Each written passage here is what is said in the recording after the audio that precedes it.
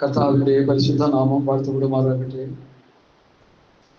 ഇന്നവൽക്കാലം പെരുമ്പാവൂരുള്ള ഈ വാത്സല്യ കൂട്ടായ്മയിൽ ഞങ്ങൾക്കും കടന്നു വന്ന് ഒരുമിച്ച് ദൈവത്തെ ആരാധിക്കാൻ അവിടെ വരുന്ന വലിയ കൃപയോർത്ത് നന്ദിയോടെ സ്തോത്രം ചെയ്യുന്നു.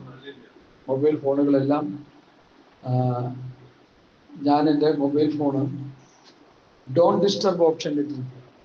യാതൊരു ഡിസ്റ്റർബും ഉണ്ടാകത്തില്ല. അല്ലെങ്കിൽ മൊബൈൽ ഫോണ് എന്ത് ചെയ്യണം അല്ലെങ്കിൽ പറഞ്ഞ് സൈലന്റില്. രാജാവ് ഉള്ളിടത്ത് രാജകോലാഹലം വരുമ്പോൾ രാജാവിന്റെ സാന്നിധ്യം നമ്മുടെ മധ്യത്തിലുണ്ട്. ആ ഒരു ഉത്ബോധം നമുക്ക് ഉണ്ടാകണം. നമ്മൾ ദൈവത്തിൽ കടന്നു വന്ന് പാട്ടുകൾ പാടി പ്രാർത്ഥിച്ച് ആരാധിച്ച് വചനത്തിന്റെ മുൻപിലായിരിക്കുമ്പോൾ ദൈവ സാന്നിധ്യം നമ്മുടെ മധ്യത്തിൽ ഇറങ്ങി വരണമെങ്കിൽ അതുപോലെ ഭയപ്പാടോടുകൂടി നമ്മൾ ദൈവത്തിലായിരിക്കണം. അത് ശേഷമുള്ള കാലങ്ങളിൽ മുമ്പോട്ടുള്ള ജീവിത വേളകളിൽ ഇതൊക്കെ നിങ്ങൾ ശ്രദ്ധിക്കണമേ എന്ന് ഞാൻ കർത്താവിന്റെ നാമത്തിൽ നമ്മളെ ഓർപ്പിക്കുന്നു. സ്തോത്രം. നമുക്ക് മുഖവരൊന്നും പറയാതെ ഈ വചനത്തിലേക്ക് തന്നെ ഞാൻ പ്രവേശിക്കട്ടെ.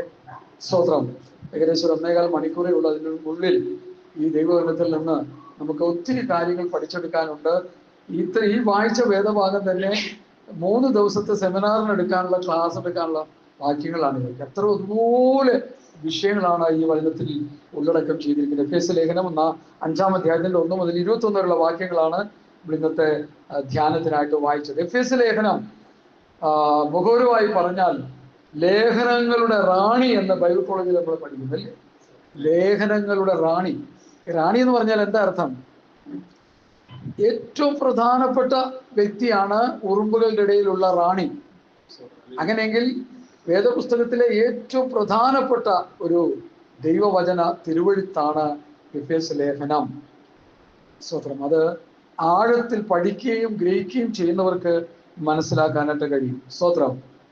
അപ്പോൾ തന്നെ ഇതിൽ 6 അധ്യായങ്ങളുണ്ട്. ഈ 6 അധ്യായങ്ങളിൽ 7 പ്രധാന കാര്യങ്ങളുണ്ട് എന്ന് ഞാൻ മുൻപ് പറഞ്ഞത് ഇപ്പോഴും ഒന്നുകൂടി പ്രസ്താവിക്കപ്പെടുകയാണ്. അതൊക്കെ നമ്മൾ സമയം കിട്ടുമ്പോൾ വീട്ടിലിരുന്ന് വായിച്ച് പഠിച്ച് ധ്യാനിച്ച് എന്താണ് പൗലോസ് ഓരോ അധ്യായത്തിലും എഴുതിയിരിക്കുന്ന 7 പ്രധാന വിഷയങ്ങൾ. 7 എന്നുള്ളത് വേദപുസ്തകത്തിലെ ഒരു പ്രധാന സംഖ്യയാണ്. അങ്ങനെയെങ്കിൽ ഈ 7 എന്നുള്ള 7 സബ്ജക്റ്റുകൾ എന്താണെന്ന് നിങ്ങൾ തന്നെ വായിച്ച് പഠിച്ച് മനസ്സിലാക്കണം. അതിൽ ഒരു അധ്യായത്തിലെ മാത്രം ഞാൻ പെട്ടെന്ന് പറഞ്ഞു പോകാം. 6-ാം അധ്യായത്തിൽ പ്രതിപാദിക്കപ്പെടുന്ന 7 സർവായുധ വർഗം. എന്താണ് ഈ 7 സർവായുധ വർഗം? തെറ്റുകൂടാതെ ആരെങ്കിലും ഒന്ന് പറയാമോ? ബൈബിൾ നോക്കാതെ സത്യമരക്കി കെട്ടി നീതി എന്ന കവചം ധരിച്ച് സമാധാന സുവിശേഷം കാലിൽ ചെരുപ്പാക്കി സകല ദുഷ്ടന്റെ നീയമ്പിളയും കെടുപ്പാൻ തക്കൊണ്ട് വിശ്വാസം എന്ന പരിചയം, രക്ഷ എന്ന ശിരസ്ത്രവും ദൈവവചനം എന്ന ആത്മാവിന്റെ വാളും ഏത് നേരത്തെ ആത്മാവിൽ പ്രാർത്ഥിച്ചും. 7 കാര്യം. അത് വളരെ പ്രധാനപ്പെട്ട കാര്യങ്ങളാണ്. ഇതൊക്കെ സഭകളെ ഇന്ന് പഠിപ്പിക്കുന്നില്ല എന്നുള്ളത് വളരെ ദുഃഖകരമായ ഒരു കാര്യമായിട്ടിരിക്കുക. പണ്ട് നാടൻ ഭാഷയിൽ പറയും, ആയുധം കയ്യിലില്ലാത്തവൻ അടരാടുന്നത് എങ്ങനെ? നമ്മൾ യുദ്ധകളത്തിൽ നിൽക്കുക. പൗലോസ് തിമോഥെയോസിനോട് പറയുന്നത്, ക്രിസ്തുയേശുവിന്റെ നല്ല ഭടനായി നീ എന്നോടുകൂടെ കഷ്ടം സഹിക്കാം. അപ്പോ നല്ലൊരു ഭടൻ, തിമോഥെയോസ് ഭടനാണ്, പൗലോസ് ഒരു ഭടനാ. നമ്മളും ഭടന്മാരാണ്, നമ്മൾ അറിയാതിരിക്കുക. ഈ ഭടന്മാർ എവിടെയാണ് നിൽക്കുന്നത്? കൊണ്ടിക്കാട്ടാക്കടയിലോ തിരുവനന്തപുരത്തോ? യുദ്ധകളത്തിൽ അവർ നിൽക്കുന്നേ. ഭടൻ യുദ്ധകളത്തിലാണ് നിൽക്കുന്നേ. നമ്മൾ പരാജയപ്പെട്ടു പോകുന്നതും ശത്രുവിന്റെ തീയമ്പുകൾ നമ്മുടെ നേരെ വന്ന് പതിക്കുന്നതും പിശാച് നമ്മളെ വഞ്ചിക്കുകയും ചതിക്കുകയും ചെയ്യുന്നതിന്റെ പ്രധാന കാരണം ഒരു ഭടനായിട്ട് നിന്ന് യുദ്ധം ചെയ്യുന്നതിൽ നമ്മൾ പരാജയപ്പെട്ടു. അവിടെ പറയുന്നത്, ദുഷ്ടന്റെ തീയമ്പുകൾ നമുക്കെതിരെ വരുമ്പോൾ നമ്മൾ എന്ത് ചെയ്യുക? ദൈവത്തിന്റെ സർവായുധം എടുത്ത് അതിനെതിരെ പോരാടി നിൽക്കുക. ഇന്ത്യയുടെ ഭടന്മാരെ കാശ്മീരിന്റെ ബോർഡറിൽ ഇങ്ങനെ മിഷൻ ഗണ്ണുമായിട്ട് നിൽപ്പുണ്ട്. അപ്പുറത്ത് പാകിസ്ഥാനിൽ. നമ്മുടെ ഇന്ത്യൻ പോസ്റ്റുകൾക്കെതിരെ ഒരു എന്താ പറയുക 5-6 വെടി അവർ ഉതിർത്ത് കഴിഞ്ഞാൽ 12 എണ്ണം, 6 എണ്ണം ഇങ്ങോട്ടടിച്ചാൽ 12 എണ്ണം എന്ത് ചെയ്യും? അങ്ങോട്ടടിക്കും. സ്വത്രം. പിന്നെയും 5 എണ്ണം ഇങ്ങോട്ടടിച്ചാൽ 10 എണ്ണം അങ്ങോട്ട് ചെയ്യും. അതുകൊണ്ടാണ് നമ്മൾ നിലനിൽക്കുന്നത്. വേണ്ട, ഇസ്രയേൽ ആയുധം താഴെ വെച്ചാൽ ഇസ്രയേൽ ഇല്ല. അല്ലേ? നമ്മളൊക്കെ പത്രധാരം കേട്ടതാ. ഇസ്രയേലിന്റെ ആയുധം ഇസ്രയേൽ താഴെ വെച്ച് ജീവിക്കുകയാണെങ്കിൽ അവരില്ല, അവരെ രാജ്യം കത്തിച്ചു കളയുന്നവരെല്ലാം കൂടി. അതുകൊണ്ട് അവർ ആയുധം അവർ കയ്യിലെടുത്താണ് യുദ്ധം ചെയ്യുന്നത്. ഒരു രാജ്യത്തിലെ എല്ലാവരും യുദ്ധതൽപരരായി യുദ്ധത്തിൽ അഭ്യാസം ചെയ്യണമെന്ന് ആ രാജ്യത്തിന് നിയമമുണ്ട്. നമ്മുടെ രാജ്യത്തിൽ ആ നിയമമൊന്നുമില്ല. കാരണം ഇവിടെ കണ്ടെയ്നർ കിടക്കുന്ന ആൾക്കാർ കിടക്കുക, അവിടെ 1,00,000 പേരെ കണ്ടുള്ളൂ. സ്വത്രം. അപ്പോൾ അവർ യുദ്ധം അഭ്യസിച്ച് ദാവീദ് പറഞ്ഞു, യുദ്ധത്തിന് എൻ്റെ കൈകളെ അഭ്യസിപ്പിച്ചിരിക്കുന്നത് എന്ന പോലെ ആക്ഷരിക ഇസ്രയേലിനെ അവരങ്ങനെ തന്നെയാണ് ചെയ്യുന്നത്. അതുകൊണ്ടാണ് അവർ നിലനിൽക്കുന്നത്. അതുകൊണ്ടാണ് അവരോട്, ശത്രുക്കളോട് പറയുന്നത്, നിങ്ങൾ ആയുധം താഴെ വെച്ചാൽ യാതൊരു പ്രശ്നവുമില്ല. നിങ്ങൾ ആയുധമെടുത്താൽ ഞങ്ങളും ആയുധമെടുക്കും. നിങ്ങൾ ഞങ്ങൾക്കെതിരെ പ്രയോഗിക്കുന്ന ആയുധങ്ങളെക്കാൾ ഇരട്ടി ആയുധം നിങ്ങൾക്കെതിരെ ഞങ്ങൾ പ്രയോഗിക്കും, എന്നാലേ ഞങ്ങൾക്ക് നിലനിൽപ്പുള്ളൂ. ഞാൻ ആ വിഷയത്തിനിടയ്ക്കൊന്ന് ഓർമ്മ വന്നുകൊണ്ട് പറഞ്ഞു പോയെന്നേ ഉള്ളൂ. അതുകൊണ്ട് പ്രിയ ദൈവമക്കളെ, നമുക്ക് ദൈവത്തിന്റെ സർവായുധ വർഗം എടുത്ത് ഫലകരമായി പോരാടാൻ കഴിയുന്നില്ലെങ്കിൽ ശത്രുവിന്റെ പോരുകൾ നമുക്കെതിരെ വന്നിട്ട് നമ്മളെ പരാജയപ്പെടുത്താനും നമ്മളെ ഭീതിപ്പെടുത്താനും നമ്മളെ നിരാശപ്പെടുത്താനും ഇടയായിത്തീരും. അതുകൊണ്ട് ദൈവമക്കൾ എല്ലാവരും ദൈവത്തിന്റെ സർവായുധ വർഗം ധരിച്ച് ലോകം ജഡം പിശാചിനോട് യുദ്ധം ചെയ്യുവാൻ തയ്യാറായി നിൽക്കണമെന്നൊരു ദൈവദൂത്, ഒരു ദൈവാലോചന സ്തോത്രം എഫേസ്യ ലേഖനം പ്രസംഗിക്കുന്നതിലൂടെ മുൻപായിട്ട് ഞാൻ നിങ്ങൾക്ക് തരികയാണ്. ഞാൻ വാക്യാംശങ്ങളിലേക്ക് വരുന്നു. നമ്മൾ വായിച്ചത് എഫേസ്യ ലേഖനം 5-ാം അധ്യായമാണ്. ആകയാൽ പ്രിയമക്കൾ എന്ന പോലെ ദൈവത്തെ അനുകരിപ്പിൻ. പ്രിയമക്കൾ ആരാണ് ഈ പ്രിയമക്കൾ? പുതിയ നിയമസഭയാ പ്രിയമക്കൾ. ലോകത്തുള്ള മക്കളൊക്കെ ആരാ? ദൈവത്തിന്റെ മക്കളാ.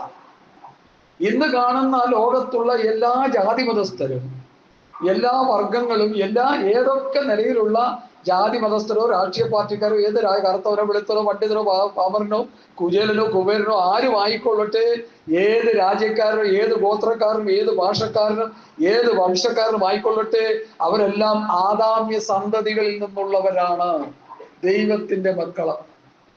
എന്നാൽ നമ്മൾ ആരാണ്? പ്രിയമക്കൾ. രക്ഷിക്കപ്പെട്ട് സ്നാനപ്പെട്ട് പരിശുദ്ധാത്മ അഭിഷേകം പ്രാപിച്ച് വിശുദ്ധിയിലും വേർപാടിലും ജീവിച്ച് കർത്താവിന്റെ 2ാമത്തെ വരവിന് വേണ്ടി കാത്തിരിക്കുന്ന പുതിയ നിയമസഭ പ്രിയമക്കളാണ്. ആ മക്കൾ എന്നുള്ള വിഷയം എടുത്തുകൊണ്ട് പ്രസംഗിക്കാൻ പോയാൽ ഇന്നെങ്ങും പോകത്തില്ല. അതുകൊണ്ട് ഞാൻ ആ വിഷയത്തിൽ നിൽക്കുന്നില്ല. 1-2 കാര്യങ്ങൾ പറയാം. സ്തോത്രം സ്തോത്രം. അബ്രഹാമിന് 2 ഭാര്യമാർ ഇഷ്ടം പോലെയുണ്ട്. പ്രധാനമായിട്ട് എടുത്തു പറയാൻ സാറയും പിന്നെ ആരാ? ആഗാർ. അവർക്ക് 2 മക്കളുണ്ടായിരുന്നു. ഇസഹാക്ക് എന്ന സാറയുടെ മകനും പിന്നെ ഇസ്മയേൽ എന്ന ഹാഗാറിന്റെ മകൻ. ഈ 2 മക്കളും ഒരു കൂടാരത്തിൽ ജീവിച്ചവരാണ്. ഈ 2 മക്കളാണ് ലോകത്ത് കിടന്ന് അടികൂടുന്നത്. ആരെങ്കിലും ശ്രദ്ധിക്കാറുണ്ടോ? ഓരോ ദിവസം പഠിക്കുന്നവർക്കറിയാം. ഈ 2 മക്കളാണ് ഈ ലോകത്തിന് പ്രശ്നം. ഈ ലോകത്തിന്റെ ഭീഷണിയായി തീർന്നിരിക്കുന്ന ഈ 2 മക്കളാണ്. അവരുടെ യുദ്ധത്തിന്റെ യുദ്ധവും ഇന്ന് നടക്കുന്നത് ഈ സംഭവ മനുഷ്യന്റെ സ്വസ്ഥത കെടുത്തുന്ന 2 മക്കളുടെ ജനറേഷൻ പരമ്പരകളാണെന്ന് ദൈവമക്കൾ എത്ര പേര് മനസ്സിലാക്കുന്നു? ഇവിടെ നമുക്കൊന്നും ചെയ്യാൻ കഴിയത്തില്ല. ഇവിടെ നമുക്ക് ചെയ്യാൻ കഴിയുന്ന ഒന്ന് മാത്രമേ ഉള്ളൂ. ഇവരെ ഓർത്ത് നമുക്ക് പ്രാർത്ഥിക്കാം. ദേശത്ത് സമാധാനം ഉണ്ടാകണം. ഇസ്രയേലിന്റെ സമാധാനത്തിന് വേണ്ടി പ്രാർത്ഥിപ്പിനെന്ന് കർത്താവിന്റെ വചനം പറയുന്നു. കർത്താവേ, ഈ ദേശത്ത് അല്ലെങ്കിൽ ഞങ്ങൾ പാർക്കുന്ന രാജ്യത്ത് അല്ലെങ്കിൽ ഈ ലോകത്ത് സമാധാനം ഉണ്ടാകുവാൻ ദൈവമേ അവിടെ ഇടയാക്കണമേ എന്ന് നമ്മൾ പ്രാർത്ഥിക്കാൻ മാത്രമേ നമുക്ക് വഴിയുള്ളൂ. വേറെ ഒരു വഴി നമുക്കില്ല. ഹല്ലേലൂയ. അതുകൊണ്ട് എന്നെ കേൾക്കുന്ന പ്രിയപ്പെട്ടവരെ, സ്തോത്രം, നമ്മൾ പ്രിയമക്കളാണ്. ഹല്ലേലൂയ. രക്ഷാനുഭവം പ്രാപിച്ചവർ, വീണ്ടും ജനനം പ്രാപിച്ചവർ, പിതാവിന്റെയും പുത്രന്റെയും പരിശുദ്ധാത്മാവിന്റെയും നാമത്തിൽ സ്നാനപ്പെട്ടവർ, വാഗ്ദത്തത്തിൽ പരിശുദ്ധാത്മാവിനെ പ്രാപിച്ചവർ, ആത്മാവിനെ അനുസരിച്ച് നടക്കുന്ന നമ്മൾ, ആത്മാവിൽ ആരാധിക്കുന്ന നമ്മൾ, ആത്മാവിൽ പാടുകയും ആത്മാവിൽ പ്രാർത്ഥിക്കുകയും ചെയ്യുന്ന നമ്മൾ ദൈവത്തിന്റെ മക്കളാണ്. ആ ഒരു ഉത്ബോധം നമുക്കുണ്ടാകും. മക്കൾ നമ്മളാണെങ്കിൽ നമുക്കൊരു പിതാവുണ്ടല്ലോ. സ്വത്രം. അങ്ങനെ ഒരു പഠനം. ഏതാ നമ്മുടെ പിതാവ്? സ്വർഗത്തിലെ പിതാവ്. യേശു കർത്താവ് പറഞ്ഞു, നിങ്ങൾ പ്രാർത്ഥിക്കുമ്പോൾ ഇവണ്ണം പ്രാർത്ഥിപ്പി. എങ്ങനെ പ്രാർത്ഥിക്കണം? സ്വർഗസ്ഥനായ ഞങ്ങളുടെ പിതാവേ. നമ്മളും അങ്ങനെയാണ് പ്രാർത്ഥിക്കേണ്ടത്. സ്വർഗീയ പിതാവേ, ഇന്ന് വൽക്കാലം നിങ്ങൾ കൊണ്ടുവന്നിരിക്കുന്നു എന്നാ പ്രാർത്ഥിക്കും. യേശുവിന്റെ നാമത്തിൽ പ്രാർത്ഥിക്കും. പിതാവിനോടാ പ്രാർത്ഥിക്കുന്നത്. സ്തോത്രം. ഇതൊക്കെ വചനത്തിന്റെ ശ്രദ്ധേയമായ പഠനങ്ങളാണ്. ഞാനവിടെ നിൽക്കുന്നില്ല, മുമ്പോട്ട് പോകുന്നു. അപ്പൊ പ്രിയമക്കൾ എന്ന പോലെ ദൈവത്തെ അനുകരിപ്പീൻ. ക്രിസ്തുവും നിങ്ങളെ സ്നേഹിച്ച് നമുക്ക് വേണ്ടി തന്നെത്താൻ ദൈവത്തിന് സൗരഭ്യവാസനയായ വഴിപാടും യാഗവുമായി അർപ്പിച്ചതുപോലെ സ്നേഹത്തിൽ നടപ്പീൻ. ക്രിസ്തു നമുക്ക് വേണ്ടി എന്ത് ചെയ്തു? സൗരഭ്യവാസനയായ യാഗമായി തീർന്നു. ക്രിസ്തു എനിക്ക് വേണ്ടി യാഗമായി. യേശു ക്രിസ്തുവിനെ ആരും തല്ലിക്കൊന്നതല്ല, അപകടമരണം സംഭവിച്ചതല്ല, ക്രിസ്തു മറ്റു യാതൊരു നിലയിലും മരിച്ചതല്ല, സ്വയം തന്നെത്താൻ ഏൽപ്പിച്ചു കൊടുത്തതാ. ഒരു യാഗമായി, സാക്രിഫൈസ്, പരമയാഗമായി. ആദാമ്യ പാപത്തിന്റെ പരിണിത ഫലമായി സകല മാനവജാതികളും പാപികളായി തീർന്നു. ആ പാപികളായി തീർന്ന മനുഷ്യർക്ക് വേണ്ടി ദൈവപുത്രനായ യേശുക്രിസ്തു യാഗമായി തീർന്നു. ആ യേശുക്രിസ്തുവിന്റെ പരമയാഗത്തിൽ വിശ്വസിക്കുന്നവൻ എന്തുണ്ട്? അല്പരക്ഷയുണ്ട്. യേശുക്രിസ്തുവിന്റെ ഈ പാപത്തിന് വേണ്ടി മരിച്ചുവന്ന് ഹൃദയം കൊണ്ട് വിശ്വസിച്ച് വായ കൊണ്ട് നീതിക്കായി ഏറ്റുപറഞ്ഞ് പിതാവിന്റെ രക്ഷകനായി സ്വീകരിച്ച് യേശു കർത്താവിനെ കർത്തൃത്വം ചെയ്യാൻ ഏൽപ്പിച്ചു കൊടുത്ത് യേശുവിനെ കർത്താവായി നമ്മൾ അംഗീകരിക്കുമ്പോൾ നമ്മൾ ചെയ്യുന്ന ഒരു കാര്യം നമുക്കത് അറിയാമെങ്കിലും അതിന്റെ വിശദാംശത്തിലേക്ക് വരുമ്പോഴാണ് അതിന്റെ യാഥാർത്ഥ്യം കുറച്ചുകൂടി വെളിപ്പെടുന്നത്, ക്ലാരിഫൈ ചെയ്ത് കിട്ടുന്നത്. യേശുവിനെ എൻ്റെ കർത്താവും രക്ഷിതമായി സ്വീകരിക്കുന്നു എന്ന ഒരു ദൈവം ഇതിൽ പറയുമ്പോൾ ഇന്നു മുതൽ എന്നെ കർത്തൃത്വം നടത്തുവാൻ ഞാൻ കർത്താവെ അങ്ങയുടെ മുമ്പിൽ എന്നെ സമർപ്പിക്കുന്നു എന്നാണ് ആ പറയുന്നത്. അത് പറഞ്ഞു കഴിഞ്ഞിട്ട് നമ്മൾ ചെയ്യുന്നത് നമ്മുടെ ഇഷ്ടത്തിനനുസരിച്ച് പറയുന്നത് എന്തുവാ? കർത്താവെ എന്നെ നിന്റെ സന്നിധിയിൽ സമർപ്പിച്ച് അങ്ങ് എൻ്റെ കർത്താവായി ഞാൻ എൻ്റെ ഹൃദയത്തിൽ സ്വീകരിക്കുന്നു. എന്നാൽ സ്വീകരിക്കുന്നു എന്ന് പറഞ്ഞ അന്നു മുതൽ നമ്മൾ ചെയ്യേണ്ടത് എന്താണ്? നമ്മുടെ ജീവിതത്തിന്റെ എല്ലാ വഴികളും എല്ലാ അവസ്ഥകളും ദൈവസന്നിധിയിൽ സമർപ്പിച്ച് നമ്മുടെ ജീവിതം ദൈവഹിതപ്രകാരമായി തീരുവാൻ സമർപ്പിച്ച് ദൈവത്തിന്റെ ഹിതാനുവർത്തികളായി തീരുവാൻ ഓരോ നിമിഷവും ഏൽപ്പിച്ചു കൊടുത്ത് നമ്മൾ മുമ്പോട്ട് പോകണം. അങ്ങനെ മുമ്പോട്ട് പോയി നമ്മൾ എടുത്ത് ഒരു കാര്യത്തിലും എടുത്ത് ചാടരുത്. കാരണം എന്ത് ചെയ്യാം? കർത്താവാണെങ്കിൽ കർത്തൃത്വം ചെയ്യുന്നതെന്നുള്ള ഉൾബോധം നമുക്കുണ്ടാകണം. അതെപ്പോൾ നഷ്ടപ്പെടുമോ അവിടെ സാത്താൻ കയറി പോയി. ഇനി പറയുന്ന ആത്മീയ അർത്ഥം നിങ്ങൾ മനസ്സിലാക്കണം ദൈവമക്കളെ. യേശുവിനെ കർത്താവായി സ്വീകരിച്ച് കർത്തൃത്വം നടത്തുവാൻ ഞാൻ എന്നെ സമർപ്പിക്കുന്നുവെന്ന് നമ്മൾ വാമൊഴിയാൽ സമർപ്പിച്ചു കഴിഞ്ഞാൽ പിന്നെ ദൈവ ഇഷ്ടമല്ലാതെ നമ്മുടെ ഇഷ്ടം നമ്മുടെ ജീവിതത്തിൽ നിറവേറാൻ പാടില്ല. വചനത്തിന്റെ ശക്തമായ പഠനങ്ങളാണ് ഇതൊക്കെ. അങ്ങനെ നമ്മുടെ ഇഷ്ടത്തിന് വേണ്ടി നമ്മൾ എടുത്തു ചാടിയാൽ എന്ത് സംഭവിക്കും? എടുത്തു ചാടുന്നവൻ ബാക്കി പറ ഇങ്ങോട്ട് ആരെങ്കിലും കുടിച്ചു ചാടി.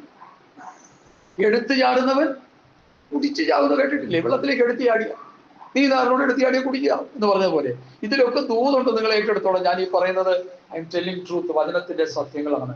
അപ്പോൾ കർത്താവായിട്ട് നമ്മൾ കർത്താവിനെ നമ്മുടെ ഹൃദയത്തിൽ വാഴിച്ചാൽ പിന്നെ ദൈവ ഇഷ്ടമല്ലാത്തതൊന്നും ചെയ്യാൻ പാടില്ല. ഈ സ്വർഗത്ത് പോകുന്നത് ആരാണെന്ന് ചോദിച്ചാൽ കർത്താവ് പറഞ്ഞൊരു പരമസത്യം. ആർക്കാ സ്വർഗത്ത് പോകുന്നത്? ഒരൊറ്റ വാക്കിലൊന്ന് പറഞ്ഞു. ആരാ സ്വർഗത്ത് പോകുന്നതെന്ന് കർത്താവ് രണ്ട് കാര്യങ്ങൾ പറഞ്ഞിട്ടുണ്ട്. ആ രണ്ടും എന്റെ ഹൃദയത്തിൽ എന്റെ കർത്താവിനെ വിളിക്കുന്ന പേര് സ്വർഗസ്നായ പിതാവിന്റെ. പിന്നെ അടുത്തത് സ്വർഗത്ത് പോകുന്നത് നിങ്ങൾ തിരിഞ്ഞ് ശിശുക്കളെ പോലെ ആയില്ലെങ്കിൽ സ്വർഗരാജ്യത്തിൽ അവ ശിശുവിനെ പോലെ നിർമ്മലതയോടെ ദൈവവചനം അനുസരിച്ച് ജീവിച്ചാൽ നമുക്ക് സ്വർഗത്ത് പോകാം, തടസ്സമില്ല. ഈ യാഥാർത്ഥ്യങ്ങൾ നമ്മൾ മനസ്സിലാക്കണം. സ്തോത്രം. ഞാൻ മുൻപോട്ട് പോകുന്നു. ഇനി ഈ ദൈവത്തിന് സൗരഭ്യവാസനയായി അർപ്പിച്ച് ദൈവമക്കളായി തീർന്നവർ എന്ത് ചെയ്യണം? മൂന്നാമത്തെ വാക്യം, ദുർനടപ്പും യാതൊരു അശുദ്ധിയും അത്യാഗ്രഹവും നിങ്ങളുടെ ഇടയിൽ വേർവരക പോലും അരുത്. ഈ ലേഖനത്തിന്റെ പഠനം എന്ന് പറഞ്ഞാൽ ഭയങ്കരമാണ്. ഞാൻ ഇന്ന് പഠിച്ചുകൊണ്ടിരിക്കുന്ന ഒരു വ്യക്തിയാണ്. ലേഖന പഠനത്തെ കുറിച്ച് ഒരു ഇന്റർനാഷണൽ പാസ്റ്റർ കഴിഞ്ഞ ദിവസം ഇറക്കിയ പ്രസ്താവന കേട്ടല്ലോ അല്ലേ? ഈ ലേഖനമാണ് പാസ്റ്റർമാരെ മുഴുവൻ തകർത്ത് കളഞ്ഞത്. അതാ പൊട്ടനെ മനസ്സിലാകാത്തതിപ്പോ നമ്മളെന്ത് ചെയ്യാൻ? ലേഖനത്തിന്റെ പ്രത്യേകത എന്താണെന്ന് മനസ്സിലാക്കണം. ഞാൻ ഇന്നലെ ഒരു 36 മിനിറ്റുള്ള ഒരു ഇറക്കിയിട്ടുണ്ട്. എല്ലാവർക്കും അയച്ചിട്ടുണ്ട്, കേൾക്കണം. അതിന് ഞാൻ പറഞ്ഞിരിക്കുന്നത് ലേഖനത്തെ കുറിച്ച് പൗലോസ് പറഞ്ഞിരിക്കുന്നത് 2 തെസ്സലോനിക്ക ലേഖനം 2-ാം അധ്യായത്തിന്റെ 15-ാം വാക്യം. സൗകര്യം ഇത് വായിച്ച് പെട്ടെന്ന് വായിച്ച് 2 തെസ്സലോനിക്ക 2:15 പഴയ വായിക്കട്ടെ, എനിക്ക് സമയം ഒത്തിരി പോകും. കിട്ടിയവരെടുത്തങ്ങ് പെട്ടെന്ന് വായിച്ചു. എനിക്ക് ആ വാക്യം കാണാതെ അറിയാം, നിങ്ങൾ കൂടി ഒന്ന് വായിക്കാൻ വേണ്ടിയാണ് ഞാൻ ഈ പറയുന്നത്. ആ, ഞങ്ങൾ ഉറച്ചു നിന്ന് വാക്കിനാലോ ലേഖനത്താലോ ഉപദേശിച്ചു തന്ന പ്രമാണങ്ങളെ മുറുകെ. ഇവിടെ ഒരു പൊട്ടം പറയുക, ലേഖനം ഞങ്ങൾക്ക് മനസ്സിലാകുന്നില്ല. പൗലോസ് പറയുന്നു, ഞങ്ങൾ വാക്കിനാലോ ലേഖനത്താലോ തന്ന പ്രമാണങ്ങളെ. ദൈവസഭയുടെ ശ്രേഷ്ഠ അപ്പോസ്തലനാണ് പൗലോസ്. പത്രോസ്, യോഹന്നാൻ, യാക്കോബ്, യൂദ, അവരും അപ്പോസ്തലന്മാരാണ്. അവർ 5 പേർ ചേർന്നാണ് നമുക്ക് ഉപദേശം തരുന്നത്. അതിൽ ലേഖനത്തെ കുറിച്ച് പൗലോസ് പറയുന്നത്, ഞങ്ങൾ വാക്കിനാൽ തന്നത് പ്രവൃത്തി പുസ്തകവും ലേഖനത്തിലൂടെ തന്നത് റോമാലേഖനം മുതൽ യൂദയുടെ ലേഖനം, വെളിപ്പാട് 1, 2, 3 കൂടി കൂട്ടിച്ചേർക്കാം. വാക്കിനാൽ ലേഖനത്താൽ തന്ന പ്രമാണം, പുതിയ നിയമസഭയുടെ പ്രമാണം, അതിനെ മുറുകെ പിടിച്ചുകൊള്ളാൻ ദൈവസഭയുടെ അപ്പോസ്തലൻ പറയുമ്പോൾ ഇവിടെ ഒരു പൊട്ടൻ, ഞങ്ങളുടെ ദൈവജനം പഠിപ്പിച്ച ഒരു ദേവദാസൻ പറയുന്ന ഭാഷയാണ് മണ്ടക്കോ സ്വാമി. അല്ലല്ലോ, മണ്ടക്കോ സ്വാമി എന്ന് പറഞ്ഞാൽ തലയിലൊന്നുമില്ല, കുറെ അതും ഇതുമൊക്കെ ചപ്പൻ ചവറും പറഞ്ഞ് കോടികൾ സമ്പാദിച്ച് വെച്ചിട്ടുണ്ട്. ഞങ്ങളുടെ 2 കിലോമീറ്റർ 2.5 കിലോമീറ്റർ ദൂരമേ ഉള്ളൂ ഈ മാന്യം താമസിക്കുന്നത്. പുള്ളി ഞെളിഞ്ഞിരുന്നോട് പറയുക, ലേഖനങ്ങൾ പാസ്റ്റർമാരെ എല്ലാം തകർത്ത് കളയാനിടയാണ്. എന്റെ പൊന്നു സഹോദരൻ, നിനക്കത് അറിയില്ലെങ്കിൽ അറിവുള്ളവരോട് ചോദിച്ചു പഠിക്കണം. ലേഖനങ്ങൾ പ്രസംഗിക്കുന്നവരുണ്ട്, ലേഖനങ്ങളെ വ്യാഖ്യാനിക്കുന്നവരുണ്ട്. ഈ വ്യാഖ്യാനം എന്ന് പറഞ്ഞാൽ വ്യാഖ്യാനമൊന്നും വേണ്ട, ഇത് അങ്ങനെ തന്നെ പഠിച്ചാൽ മതി. ഇതിലൊന്നും കൂട്ടിച്ചേർക്കണ്ട, ഇതൊന്നും എടുത്തു കളയണ്ട. ഈ സത്യങ്ങളൊന്നും കൂട്ടിച്ചേർക്കാൻ വേണ്ട, എടുത്തു കളയാൻ വേണ്ട, മറച്ചു കളയാൻ വേണ്ട. അത് അങ്ങനെ തന്നെ വായിച്ച് പഠിച്ചോ. അതാണ് നമ്മൾ ചെയ്യുന്നത്. ലേഖനം 5-ന്റെ 1 മുതലുള്ള വാക്യങ്ങൾ വായിച്ച് നമ്മളത് ധ്യാനിച്ചു കൊണ്ടിരിക്കുകയാണ്. ഹല്ലേലൂയ. അപ്പോ പ്രിയ മക്കളായിട്ടുള്ളവരോട് പൗലോസ് പറയുന്നത്, ദുർനടപ്പ് പാടില്ല, അശുദ്ധി പാടില്ല, അത്യാഗ്രഹം പാടില്ല, അങ്ങനെയുള്ള കാര്യങ്ങൾ നിങ്ങളുടെ ഇടയിൽ പേർ പറക പോലും അല്ല. പൗലോസ് അങ്ങനെ പറയുമ്പോൾ ഇന്ന് പുതിയ നിയമസഭ എങ്ങനെ കിടക്കുക? ഇതിന് മുങ്ങിക്കിടക്കുക, ഈ പറഞ്ഞ കാര്യത്തിന് മുങ്ങിക്കിടക്കും അല്ലേ? ശരിയല്ലേ? ചിന്തിച്ചു നോക്കിയേ. ഹല്ലേലൂയ. ദുർനടപ്പും അശുദ്ധിയും അത്യാഗ്രഹവും ഇതിൽ മുങ്ങിക്കിടക്കുക പുതിയ നിയമസഭയിലെ പ്രിയപ്പെട്ടവര് പലരും, അനേകരും. നമ്മൾ ആ കൂട്ടത്തിലുള്ളവരാകരുത്. നമ്മൾ പുതിയ നിയമസഭയിലെ യഥാർത്ഥ ദൈവമക്കളാണെങ്കിൽ നമ്മൾ അങ്ങനെ ആകരുത്. ഈ പെരുമ്പാവൂരിൽ ഞാൻ പൂർണ്ണമായി വിശ്വസിക്കുന്നു, അപ്പോസ്തല ഉപദേശപ്രകാരം ഒരു പുതിയ നിയമസഭ ഇവിടെയാണ് ഉടലെടുത്തതെന്നാണ് എന്റെ വിശ്വാസം. അതിന് ഈ ദാസനെയാണ് ദൈവം ഉപയോഗിച്ചത്. അതിനാണ് കർത്താവ് ഈ സാധുവാകുന്ന അടിയനെ ഈ ഭവനത്തിലേക്ക് അയച്ചത്. ഇവിടെയുള്ള കൂട്ടായ്മ ബന്ധങ്ങളെ ഞാൻ ചീത്ത പറയില്ല. അവിടെ എല്ലാം അവര് വന്ന് പാട്ടും പാടി ബഹളം ഉണ്ടാക്കി വഴക്കും ഉണ്ടാക്കി അവർക്ക് തോന്നിയതുപോലെ എന്തെങ്കിലുമൊക്കെ വിളിച്ചു പറഞ്ഞ് മുമ്പോട്ട് പോയിക്കൊണ്ടിരിക്കുക. ആത്മീയമായി ജനം വളർച്ച പ്രാപിക്കുന്നില്ല, ആത്മീയ വർധന ഉണ്ടാകുന്നില്ല, ആത്മീയ നിറവുണ്ടാകുന്നില്ല. ക്രിസ്തുവിന്റെ സമ്പ്രദായ പ്രായത്തിന്റെ അളവിലേക്ക് വചനം പഠിച്ചു വരണമെന്ന് വചനം അനുശാസിക്കുക, അത് സംഭവിക്കുന്നില്ല. എന്നാൽ ഇവിടെ വരുന്നവർക്ക് അങ്ങനെ ഉണ്ടാകണമെന്ന് ദൈവം ആഗ്രഹിക്കുന്നു. 2 or 3 പേർ എന്റെ നാമത്തിൽ കൂടി വന്നാൽ അത് സഭയായി. ചിലര് വ്യാജീകരിക്കുന്നത്, ഓ ഇടയ്ക്കെങ്ങനെ അഭിപ്രായം ആരാണ്ടും പറഞ്ഞ പോലെ തോന്നുന്നു, അവിടെ ആളൊന്നും ഇല്ലെന്ന്. ആളുണ്ടായിട്ട് എന്താ കാര്യം? ഒരു പാമ്പ് ഇതിലൂടെ എടുത്ത് ചാടിയാൽ ഈ കടക്കാരെല്ലാരും കൂടി ഇവിടെ കൂടി വന്ന 500 പേര് വന്ന പാമ്പ് യാഗത്തില്ല. പാമ്പിനെ തല്ലിക്കൊല്ലാൻ കഴിവുള്ള ധൈര്യമുള്ള 2 പേര് വടിയോട്ട് ഇറങ്ങിയ പാമ്പ് ചാവും. ആള് കൂടിയോണ്ട് കാര്യമൊന്നും നടക്കുന്നില്ല. ശവം ഉള്ളിടത്ത് കാര്യങ്ങൾ കൂടുമെന്ന് പറഞ്ഞാൽ അതിന്റെ അടുത്ത ചത്ത ആത്മീയ അനുഭവങ്ങൾ ഉള്ളിടത്ത് ചത്ത ചീഞ്ഞു നാറുന്ന അവസ്ഥ എടുത്ത് ആള് കൂടുമെന്നതിന്റെ അർത്ഥം. 2 പേർ. ഞാൻ ചോദിക്കട്ടെ, ഇസ്രായേലിൽ നിന്ന് പാട്ടുപാടി പുറപ്പെട്ടവരിൽ എത്ര പേര് പ്രമാണം അനുസരിച്ചു സഹോദരി? 2 പേര്. ബാക്കിയുള്ളവർക്ക് എന്താ പറ്റി? പ്രമാണം അനുസരിച്ചില്ല. ഈ പെരുമ്പാവൂരിൽ ലക്ഷക്കണക്കിന് ജനം കാണുമായിരിക്കാം, ഉണ്ട്. 2 പേരോ 5 പേരോ 10 പേരോ പ്രമാണം അനുസരിച്ച് നമുക്ക് പോകാവുന്നേ. എങ്ങോട്ട്? സ്വർഗത്തേക്ക്. പിന്നെ എന്തിനാ അധീനപ്പെടുന്നത്? കർത്താവ് അയക്കുന്നവരെ വരട്ടെന്ന് ദൈവമക്കൾ പ്രാർത്ഥിക്കുക ഇന്നു മുതൽ. ദൈവത്തിന്റെ ആത്മാവ് ഈ ഭവനത്തിലേക്ക് ആരെങ്കിലും അയക്കുന്നെങ്കിൽ അവർ വരട്ടെ, അവർ ദൈവവചനം കേൾക്കട്ടെ, അവർ സ്വർഗരാജ്യത്തിന്റെ അംശങ്ങളായി തീരട്ടെ. ആള് കൂടാൻ വേണ്ടി നമ്മൾ ആഗ്രഹിക്കണ്ട. ദൈവം അയക്കുന്നവർ വരട്ടെ, നിങ്ങൾ പ്രാർത്ഥിച്ചുകൊണ്ടിരിക്കൂ. ദൈവം തക്ക സമയത്ത് വ്യക്തികളെ അയക്കും. ഈ പ്രമാണം എന്നും പ്രസംഗിക്കപ്പെടുന്നില്ല. Hallelujah, hallelujah. സ്തോത്രം, സ്തോത്രം, സ്തോത്രം.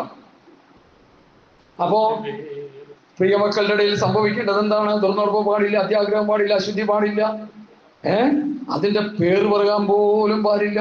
അങ്ങനെയാകുന്നു വിശുദ്ധന്മാർക്ക് ഉചിതം. ചീത്തത്തരം, പൊട്ടച്ചൽ, കളിവാക്കി ഇങ്ങനെ ചേർച്ചയില്ലാത്ത ഒന്നും വരുത്. സ്വോത്രമത്രേ വേണ്ടത്. ദുർനടപ്പുകാരൻ, അശുദ്ധൻ, വിഗ്രഹാരാധിയായ ദ്രവ്യാഗ്രഹി, ഇവർക്കാർക്കും ക്രിസ്തുവിന്റെയും ദൈവത്തിന്റെയും രാജ്യത്തിൽ അവകാശമില്ല എന്ന് നിങ്ങൾ അറിയുന്നുവല്ലോ. അപ്പൊ ദൈവരാജ്യത്തിൽ അവകാശം പ്രാപിക്കാൻ പറ്റാത്ത ഒരു ഗ്രൂപ്പ് ആരാണ്? 4-5 വാക്യത്തിൽപ്പെട്ടവർ. സ്വത്രം. ഇനി ഗലാത്യ ലേഖനം എടുത്താൽ ഇത് പറഞ്ഞു വരുമ്പോൾ ദൈവരാജ്യം അവകാശമാക്കാൻ പറ്റാത്ത ഒരു ഗ്രൂപ്പിനെ കൂടി 1-2 വേദഭാഗം കൂടി നമുക്ക് പഠിക്കണം. അത് ഗലാത്യ ലേഖനം അതിന്റെ 18 മുതലുള്ള വായിച്ചാൽ 5:18 മുതൽ. ആത്മാവിനെ അനുസരിച്ച് നടക്കുന്നുവെങ്കിൽ നിങ്ങൾ ന്യായപ്രമാണത്തിന് കീഴിലുള്ളവരെല്ലാം ജഡത്തിന്റെ പ്രവൃത്തികളോ, ദുർനടപ്പ്, അശുദ്ധി, ദുഷ്കാമം, വിഗ്രഹാരാധന, ആഭിചാരം, പക, പിണക്കം, ജാരശങ്ക, ക്രോധം, ശാഠ്യം, ദ്വന്ദ്വപക്ഷം, ഭിന്നത, അസൂയ, മദ്യപാനം, വെറിക്കൂത്ത് എന്നിവ എന്ന് വെളിവാകും. ഈ വക പ്രവർത്തിക്കുന്നവർ ദൈവരാജ്യം അവകാശമാക്കില്ല. അപ്പൊ ദൈവരാജ്യം അവകാശമാക്കാൻ പറ്റാത്ത ഒരു ഗ്രൂപ്പ്. ഇനി ഒരു ഗ്രൂപ്പിനെ കൂടി എടുത്തത് നമുക്ക് ഒന്ന് ധ്യാനിക്കാം. സ്തോത്രം. 1 കൊരിന്ത്യർ ലേഖനം 6-ാം അധ്യായത്തിന്റെ 9 മുതലുള്ള വാക്യങ്ങൾ ഞാൻ ഈ മൈക്കോളോട് ഞാനങ്ങ് വായിക്കാം. അന്യായം ചെയ്യുന്നവൻ ആരും ദൈവരാജ്യം അവകാശമാക്കിയില്ല എന്ന് നിങ്ങൾ അറിയുന്നില്ലയോ? നിങ്ങളെ തന്നെ വഞ്ചിക്കാതിരിപ്പിൽ ദുർനടപ്പുകാർ, വിഗ്രഹാരാധികൾ, വ്യഭിചാരികൾ, സ്വയംഭോഗികൾ, പുരുഷകാമികൾ, കള്ളന്മാർ, അത്യാഗ്രഹികൾ, മദ്യപാന്മാർ, വാവിഷ്ടക്കാർ, പിടിച്ചുപറിക്കാർ എന്നിവർക്കും ദൈവരാജ്യം അവകാശമാക്കയില്ല. 1 കൊരിന്ത്യർ ലേഖനം 6-ാം അധ്യായത്തിന്റെ 11-12 വാക്യങ്ങൾ. 9, 10, 11 വാക്യം. അപ്പൊ ദൈവരാജ്യം അവകാശം പാക്കാൻ പറ്റാത്തവരുടെ 3 ഗ്രൂപ്പിനെ നമ്മളിവിടെ കണ്ടു കഴിഞ്ഞു. അത് എഫേസ്യ ലേഖനത്തിൽ ആ വിഷയം വന്നതുകൊണ്ട് മറ്റു ചില വാക്യങ്ങളിലൂടെ നമ്മൾ പോയെന്ന് മാത്രമേ ഉള്ളൂ. ഈ 3 വേദഭാഗത്ത് പറയുന്ന ഗ്രൂപ്പിൽപ്പെട്ടവരാണോ ഈ പ്രിയമക്കൾ എന്നുള്ളവര്? അങ്ങനെ തീർന്നു പോയെങ്കിൽ മടങ്ങി വരണം. തെറ്റുകൾ മനുഷ്യന് വരാം, കുറവുകൾ മനുഷ്യന് വരാം, പരാജയങ്ങൾ മനുഷ്യന് വരാം. നാം നമ്മിൽ പാപമില്ലെന്ന് പറഞ്ഞാൽ നാം നമ്മെ തന്നെ വഞ്ചിക്കുന്നു. എന്നാൽ ഈ വക പാപങ്ങൾ നമ്മളിൽ ഉണ്ടെങ്കിൽ മടങ്ങി വന്ന് ശുദ്ധീകരണം പ്രാപിച്ച കർത്താവെ, ഞാനൊരു പ്രിയമകനായി ഈ കർത്താവിന്റെ സന്നിധിയിൽ രക്ഷിക്കപ്പെട്ട് സ്നാനപ്പെട്ട് അഭിഷേകം പ്രാപിച്ച് മുമ്പോട്ട് വന്നവനാ.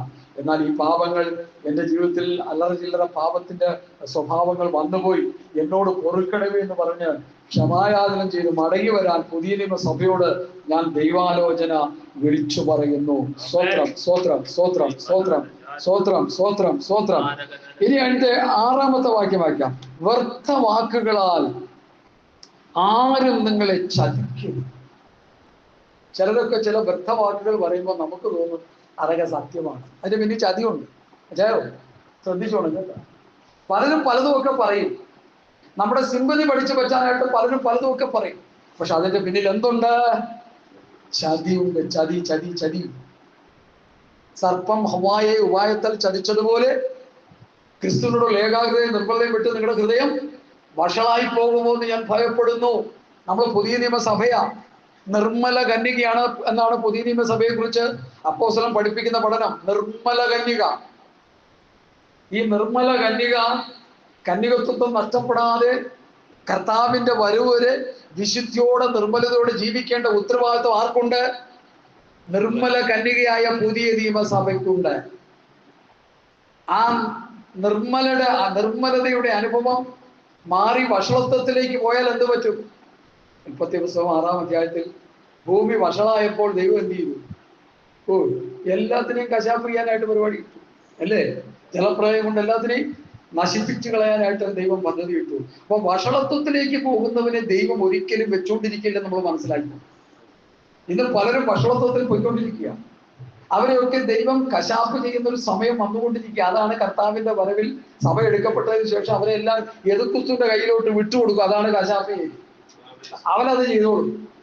അവനതിന്റെ ഉസ്താദാണ് അല്ലേ? സ്തോത്രം. അതുകൊണ്ട് പ്രിയമുള്ളവരെ, നമ്മുടെ ജീവിതത്തിൽ വഷളത്വത്തിലേക്ക് പോകുന്ന അനുഭവങ്ങളൊന്നും കടന്നു വരരുത്. ഹല്ലേലൂയ. നിർമ്മല കന്യകയായ ഒരു വിവാഹ നിശ്ചയം ചെയ്യപ്പെട്ട ഒരു കുഞ്ഞിന്, ഒരു പെൺകുട്ടി, വിവാഹ നിശ്ചയം കഴിഞ്ഞ ഒരാഴ്ചക്കുള്ളിൽ കല്യാണം നടക്കും. 4-ാമത്തെ ദിവസം ഒരു കാമുകനോട് ഒളിച്ചോടി പോയെന്ന് പറഞ്ഞാൽ എന്തായിരിക്കും സ്ഥിതി? ഞാൻ അതിന് സാധാരണ പറയുന്നത്, എൻ്റെ ഒരു ഭാഷ നിങ്ങൾക്ക് അംഗീകരിക്കാൻ പറ്റുമെങ്കിൽ അംഗീകരിക്കാം. കുലീനത്വമുള്ള ഒരു ചെറുക്കനാണെങ്കിൽ ഈ പാസ്റ്ററിന്റെ പുറകെ പോയവനോട് വന്നു കഴിഞ്ഞിട്ട് ഞങ്ങളൊന്ന് രണ്ട് ചെറിയൊരു ടൂർ പോയിട്ട് വന്നതാ, ക്ഷമിച്ചോടെന്ന് പറഞ്ഞ് ചേർക്കത്തില്ല, ഒരിക്കലും ചേർക്കത്തില്ല. ഇതിന്റെ പാട്ട് പോകാൻ പറയും. സ്വത്രം. കാരണം എന്ത് പറ്റി? വഷത്വം സംഭവിച്ചു. ഇവിടെ പുതിയ നിയമസഭ നിർമ്മല കന്യകയായി ക്രിസ്തുവിന്റെ ഉപദേശം അനുസരിച്ച് ക്രിസ്തുവിനെ പ്രസാദിപ്പിച്ച് കർത്താവിന്റെ വചനത്തിന്റെ വ്യവസ്ഥയിൽ നിലനിൽക്കാതെ വഷളത്വത്തിലേക്ക് പോയാൽ എന്താ സംഭവിക്കുന്നേ? പറ. തള്ളിക്കളയും. കർത്താവിന്റെ വരവിൽ കൈവിടപ്പെട്ടു പോകും. ഈ ചിന്ത ആർക്കെങ്കിലും വിശ്വാസികൾക്കുണ്ടോ ദൈവമക്കളെ? ഞാൻ ആത്മാർത്ഥമായിട്ട് ഞാൻ ചോദിക്കുക, ഇന്നത്തെ പുതിയ നിയമസഭ എന്ന് പറഞ്ഞ് നടക്കുന്ന ദൈവമക്കൾക്ക് അല്ലെങ്കിൽ ഇന്നത്തെ സഭകൾക്ക്, പാസ്റ്റർമാർക്കോ വിശ്വാസികൾക്കോ ഈ ചിന്ത അവിടെ ഹൃദയത്തിലുണ്ടോ? ഞാൻ വഷളത്വത്തിലേക്ക് പോയാൽ കർത്താവിന്റെ വരവിൽ ഞാൻ കൈവിടപ്പെട്ടു പോകുമെന്നുള്ള ചിന്ത ആർക്കെങ്കിലും ഉണ്ടോ? എന്നാൽ എന്റെ മുമ്പിൽ ഇരിക്കുന്ന പ്രബുദ്ധരായ നിങ്ങളോട് ഞാൻ പറയുന്നു, ആ ചിന്ത നമുക്കുണ്ടാകണം. എന്റെ നോട്ടം, എന്റെ ചിന്ത, എന്റെ പ്രവൃത്തി നമ്മളുടെ പാടിയല്ലോ. എന്റെ നോട്ടവും ചിന്തയെല്ലാം അങ്ങേക്ക് പ്രസാദമായി തീരട്ടെ നമ്മൾ പാടിയല്ലോ. വാത്സല്യ ദൈവമക്കളെ, നമ്മുടെ നോട്ടവും നമ്മുടെ ചിന്തയും നമ്മുടെ പ്രവൃത്തിയും നമ്മുടെ സംസാരവും നമ്മുടെ ഇടപാടും നമ്മുടെ കൊടുക്കലവാങ്ങലും എല്ലാം ദൈവത്തിന് പ്രസാദമായി തീരണം. ദൈവത്തിന് പ്രസാദമല്ലെങ്കിൽ എന്ത് സംഭവിക്കും? 1 കൊരിന്ത്യർ 10-ാം അധ്യായം 1 വാക്യങ്ങൾ വായിച്ചു, പടേന്നൊന്ന് വായിച്ചു. ലോഗോസ് എന്ന് പറഞ്ഞാൽ എഴുതപ്പെട്ട വചനം, റീമ എന്ന് പറഞ്ഞാൽ ആത്മാവദേശിക്കുന്ന വചനം. ഇത് രണ്ടും ഇവിടെ നടന്നുകൊണ്ടിരിക്കുക. എഴുതപ്പെട്ട വചനത്തിൽ നിന്ന് സംസാരിക്കുമ്പോൾ തന്നെ റീമയായി ഹൃദയത്തിൽ പ്രകാശിപ്പിക്കുന്ന വചനം. 1 കൊരിന്ത്യർ 10-ാം അധ്യായത്തിൽ 1 മുതൽ.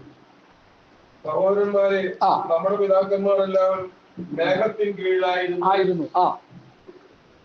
എല്ലാവരും സമുദ്രത്തിലൂടെ കടന്നു, എല്ലാവരും മേഘത്തിലും സമുദ്രത്തിലും സ്നാനമേറ്റു, മോശയോട് ചേർന്നു. എല്ലാവരും ഒരേ ആത്മീയ ആഹാരം തിന്ന് എല്ലാവരും ഒരേ ആത്മീയ പാനീയം കുടിച്ചു. അവരെ അനുഗമിച്ച ആത്മീയ പാനീയമല്ലോ അവർ കുടിച്ചത്. ആ പാന ക്രിസ്തുവായിരുന്നു. എങ്കിലും അവരിൽ മിക്കവരും ദൈവം പ്രസാദിച്ചില്ല, അവരെ മരുഭൂമിയിൽ തള്ളിയിട്ട് കളഞ്ഞു. അപ്പൊ ദൈവം പ്രസാദിച്ചില്ലെങ്കിൽ എന്ത് സംഭവിക്കും? ദൈവത്തിന് പ്രസാദകരമായ ഒരു ജീവിതം നമ്മൾ നയിച്ചില്ലെങ്കിൽ എന്ത് സംഭവിക്കും? ദൈവം നമ്മളെ തള്ളിക്കളയും. എന്താ തെളിവ്? ഇപ്പൊ വായിച്ചു വിട്ടത് എന്നെ തെളിവ്. ഒരേ അപ്പം തിന്നവർ, ഒരേ പാനപാത്രം നിന്ന് കുടിച്ചവർ, ഒരേ ലക്ഷ്യത്തിലേക്ക് വേണ്ടി യാത്ര ചെയ്തവർ എല്ലാം ഒരു അനുഭവത്തിലൂടെ മുമ്പോട്ട് വന്ന് മിരിയാമിന്റെ നേതൃത്വത്തിൽ പാട്ടൊക്കെ പാടി സന്തോഷിച്ച് മുമ്പോട്ട് പോയ ഇസ്രായേൽ മക്കൾക്ക് സംഭവിച്ച ദുരന്തം പൗലോസ് പുതിയ നിയമസഭയ്ക്ക് എടുത്തു തരുന്നു. അവരിൽ മിക്കപേരിലും ദൈവം പ്രസാദിച്ചില്ല, അവരെ മരുഭൂമിയിൽ തള്ളിയിട്ട് കളഞ്ഞു എന്ന് നിങ്ങൾ അറിയാതിരിക്കരുത്. എബ്രായ ലേഖനത്തിലേക്ക് വരുമ്പോൾ അവരുടെ ശവങ്ങൾ മരുഭൂമിയിൽ വീണുപോയി. ഹല്ലേലൂയ. ഇസ്രായേൽ മക്കൾ യഹോവയ്ക്ക് അനിഷ്ടമായത് ചെയ്തു. യഹോവ അവരെ മിദ്യാന്റെ കയ്യിൽ ഏൽപ്പിച്ചു. മിദ്യാൻ എന്നാ? ദൈവദൂതന്മാരാണ്, ഇസ്രായേലിന്റെ ശത്രുക്കളാണ്.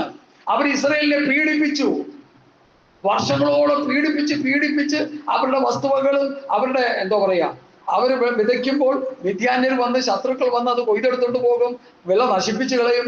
കിടന്ന് അയ്യം വിളിച്ചു കഴിഞ്ഞപ്പോൾ ദൈവം ഒരുത്തരെ എഴുന്നേൽപ്പിച്ചു. ആ എഴുന്നേൽപ്പിക്കുന്ന വരെ മിദ്യാന്യർ അവരുടെ മേൽ തേർവാഴ്ച നടത്തി.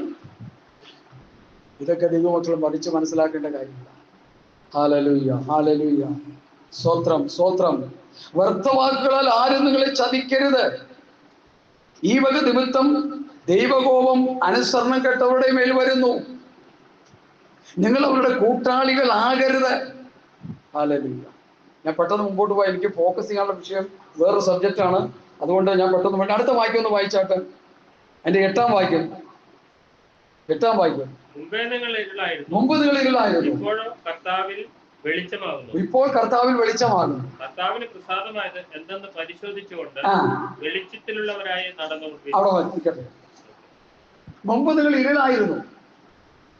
ഈ കർത്താവ് വന്ന് സുവിശേഷം പ്രസംഗിക്കുന്നതിന് മുൻപ് ഗലീല ദേശത്തിന്റെ അവസ്ഥ മത്തായിയുടെ സുവിശേഷം 4-ാം അധ്യായത്തിന്റെ 14-15 ഒന്ന് ശ്രദ്ധയോടെ വായിക്കുകയും നോട്ട് ചെയ്യുകയും ചെയ്യണം. ഒന്ന് വായിച്ചാൽ, കർത്താവ് വന്ന് ഗലീല നാട്ടിൽ പ്രസംഗിക്കുന്നതിന് മുമ്പ് ആ ഗലീല ദേശവും ആ പ്രാന്തപ്രദേശ ദേശങ്ങളും എങ്ങനെയായിരുന്നു എന്ന് മത്തായി പറയുന്നുണ്ട്. 4-14-15 സെബൂലൂൻ ദേശവും നാഫ്താലി ദേശവും കടൽക്കരയിലെ യോർദാനക്കരയുമുള്ള നാടും ജാതികളുടെ ഗലീലയിൽ ഇങ്ങനെ ഇരുട്ടിലിരിക്കുന്ന ജനം വലിയൊരു വെളിച്ചം കണ്ടു. മരണത്തിന്റെ ദേശത്തിലും നിഴലിലും ഇരിക്കുന്നവർക്ക് പ്രകാശമുദിച്ചു. മതി, നിങ്ങൾ ചിന്തിക്കണേ. യേശു കർത്താവിന്റെ കാൽപാദങ്ങൾ ഗലീലാദേശത്ത് കുത്തുന്നതിന് മുൻപ് ഗലീലാദേശം എങ്ങനെയായിരുന്നു? ആത്മീയ അന്ധതയിൽ കിടക്കുന്നവരായിരുന്നു. ഭാരതത്തിൽ മിഷണറിമാര് വന്ന് സുവിശേഷത്തിന്റെ സത്യം വിളിച്ചോതിയത് കൊണ്ടാണ് ഒരല്പ ആത്മീക പ്രകാശം നമുക്ക് കിട്ടിയത്. ഉടുതുണി ഉടുക്കാതെ നടന്ന നമ്മുടെ പിതാക്കന്മാരായിരുന്നു. ഇവിടുത്തെ മേലാളന്മാര് മാറുമറയ്ക്കാൻ സമ്മതിക്കത്തില്ലായിരുന്നു. അവരുടെ കണ്ടത്തിൽ പോയി ജോലി ചെയ്താൽ അവർക്ക് കൊടുക്കുന്ന ആഹാരം ചിരട്ടയിലും പിന്നെ ഇല ഇങ്ങനെ കുമ്പിള് പോലെ കൂട്ടിക്കൂട്ടിയെന്ന് അതിലാ ഒടിച്ചു കൊടുക്കുന്നേ. പടിമുട്ടത്ത് കയറ്റത്തില്ല, അവിടെ വീട്ടിന്റെ പരിസരത്ത് കയറ്റത്തില്ല. ഇത്ര അടി മാറി നിന്നോണം. ഐത്തം കൊണ്ട് മുടിഞ്ഞു കിടന്നൊരു നാടാണ് നമ്മുടെ മഹാഭാരതം. ഞാൻ കുറച്ച് ചരിത്രം പഠിച്ചിട്ടുണ്ട് പറയുക. വിശുദ്ധന്മാരായ മിഷണറിമാർ കാലുകുത്തി കുക്ക് സാഹിബും അതുപോലുള്ള പല ഭക്തന്മാരും പലരും വന്ന് കാലുകുത്തി നിർമ്മലമായ സുവിശേഷം പറഞ്ഞ് ആ സുവിശേഷത്തിന്റെ ധ്വനികൾ, യേശു കർത്താവിന്റെ വചനത്തിന്റെ ശക്തി ഈ ഭാരതത്തിൽ അങ്ങോളം ഇങ്ങോളം അലയടിച്ചത് നിമിത്തമാണ് ഒരല്പ വെളിച്ചം കിട്ടി നമ്മൾ പുസ്തകം എടുത്തുകൊണ്ട് മാന്യമായി ജീവിച്ച് നടക്കുന്നത്. മനസ്സിലാക്കണം. ഞാൻ അങ്ങോട്ടൊന്നും പോകുന്നില്ല. പൊതുയോഗത്തിലേക്ക് പ്രസംഗിച്ചിട്ടുണ്ട്. ഇതൊരു പൊതുയോഗമല്ലല്ലോ, അതുകൊണ്ട് അങ്ങോട്ട് പോകുന്നില്ല. ഇവിടെ സുവിശേഷകൻ പറയുന്നു, സെബുലൂൻ ദേശവും നാഫ്താലി ദേശവും കടൽക്കരയിലെ യോർദാനക്കരയുമുള്ള നാടും ജാതികളുടെ ഗലീലയും ഇങ്ങനെ ഇരുട്ടിലിരിക്കുന്ന ജനം വലിയൊരു വെളിച്ചം കണ്ടു. മരണത്തിന്റെ ദേശത്തിലും നിഴലിലും ഇരിക്കുന്നവർക്ക് പ്രകാശമുദിച്ചു. പൗലോസ് എന്താ പറഞ്ഞത്? മുമ്പ് നിങ്ങൾ ഇരുളായിരുന്നു, ഇപ്പോൾ എങ്ങനെയായിരിക്കുന്നു? കർത്താവിൽ വെളിച്ചം. ഈ ദൈവപുത്രനായ യേശു ക്രിസ്തു ഈ ഭൂമിയിൽ വന്ന് മനുഷ്യനെ ശിഷ്യന്മാരെ തെരഞ്ഞെടുത്ത് ഗലീല ദേശത്തുള്ള പുരുഷന്മാരെ തെരഞ്ഞെടുത്തിട്ട് അവരെ വചനം പഠിപ്പിച്ച് ആദ്യം കർത്താവ് അവരോട് പറഞ്ഞു, ഞാൻ ലോകത്തിന്റെ വെളിച്ചമാകുന്നു. അത് കഴിഞ്ഞ് കുറെ കൂടി പഠിപ്പിച്ച് കഴിഞ്ഞപ്പോൾ പിന്നെ പറഞ്ഞു, ഇനി നിങ്ങൾ ലോകത്തിന്റെ വെളിച്ചമാണ്. നോക്കണേ പ്രസ്താവന. ഞാൻ ലോകത്തിന്റെ വെളിച്ചമാണെന്ന് കർത്താവ് പറഞ്ഞിട്ട് പിന്നെ പറയുക, നിങ്ങൾ ലോകത്തിന്റെ വെളിച്ചമാകുന്നു. ഹല്ലേലൂയ. അപ്പൊ നമ്മൾ ഓരോരുത്തരും ആരാ? യേശു കർത്താവിന്റെ പ്രകാശധാരകളാണ്. ഒന്നുകൂടി എടുത്തു പറഞ്ഞാൽ, ഇരുട്ടിലിരിക്കുന്ന ജനത്തിന് ആത്മീക പ്രകാശം കൊടുക്കേണ്ട പുതിയ നിയമസഭയാണ് നമ്മൾ. കൂടെ പല സന്തുരാജൻ നമ്മളിലൂടെ അത് സംഭവിക്കുന്നുണ്ടോ സഹോദരങ്ങളെ? ഈ സന്ദേശം കേട്ടുകൊണ്ടിരിക്കുന്ന ഏത് ദേശക്കാരനാണെങ്കിലും അവരോട് ഞാൻ ആത്മാവിൽ ചോദിക്കുന്നു, നിങ്ങളിലൂടെ അത് സംഭവിക്കുന്നുണ്ടോ? ഇത് ഇന്റർനാഷണൽ മെസ്സേജ് ആയിട്ട് പോകുന്നുണ്ട്, അതുകൊണ്ട് ഞാനിത് പറയുന്നു. നമ്മളിത് സംഭവിക്കുന്നുണ്ടോ? വിദേശ രാജ്യങ്ങളിൽ പോയി ദൈവം ഞങ്ങളെ അയച്ചു എന്നും പറഞ്ഞ് അവിടെ പോയിരുന്ന് ഭൗതികമായ നന്മകളൊക്കെ പ്രാപിച്ച് ഭക്ഷിച്ച് സുഖസുന്ദരമായി കുടുംബമായിട്ടൊക്കെ ജീവിച്ച് ദൈവേഷ്ടം ചെയ്ത് ദൈവത്തെ പ്രസാദിപ്പിച്ച് ഉപ്പ് പോലെ രുചിക്കുകയും വെളിച്ചം പോലെ പ്രകാശിക്കുകയും ചെയ്യുന്നുണ്ടോ നിങ്ങൾ? ഇല്ലെങ്കിൽ നിങ്ങൾ ഇരുളിലിരിക്കുകയാണ്. ഹല്ലേലൂയ. സ്തോത്രം. യോഹന്നാന്റെ സുവിശേഷം അതിന്റെ 1-ാം അധ്യായം ഒന്ന് വായിച്ചാൽ, 1-ന്റെ 1 1-ാം അധ്യായം 1 മുതലുള്ള വാക്യങ്ങൾ ഒന്ന്